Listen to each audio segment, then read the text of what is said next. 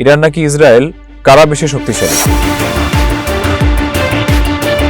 মধ্যপ্রাচ্যের রাজনীতিতে দীর্ঘদিন ধরেই আলোচনার কেন্দ্রে রয়েছে দুই দেশ, ইরান ও ইসরায়েল। সামরিক শক্তি, প্রযুক্তি এবং আঞ্চলিক প্রভাবের দিক থেকে কে বেশি শক্তিশালী?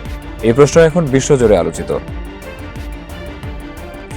সামরিক শক্তির দিক থেকে ইসরায়েলকে বিশ্বের অন্যতম আধুনিক সেনাবাহিনী হিসেবে ধরা হয়। দেশটির রয়েছে অত্যাধুনিক যুদ্ধবিমান, শক্তিশালী ক্ষেপণাস্ত্র প্রতিরক্ষা ব্যবস্থা আয়রন ডোম, ডেভিস স্লিং এবং অ্যারো সিস্টেম। যুক্তরাষ্ট্রের ঘনিষ্ঠ মিত্র হওয়া ইসরায়েলের নিয়মিত উন্নত সামরিক প্রযুক্তি ও সহায়তা পেয়ে থাকে।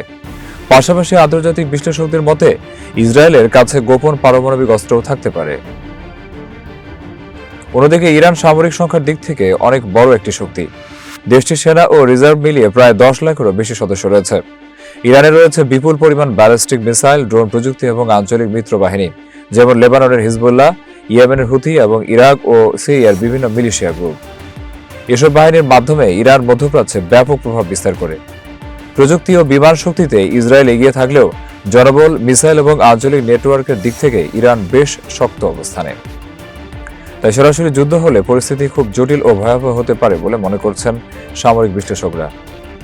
সব মিলিয়ে বলা যায় ইসরায়েল প্রযুক্তি ও প্রতিরক্ষা ব্যবস্থায় শক্তিশালী, আর ইরান শক্তিশালী জনবল, মিসাইল ও আঞ্চলিক প্রভাবের দিক থেকে। ফলে কে বেশি শক্তিশালী তার উপর নির্ভর করে যুদ্ধের ধরন ও পরিস্থিতির উপর।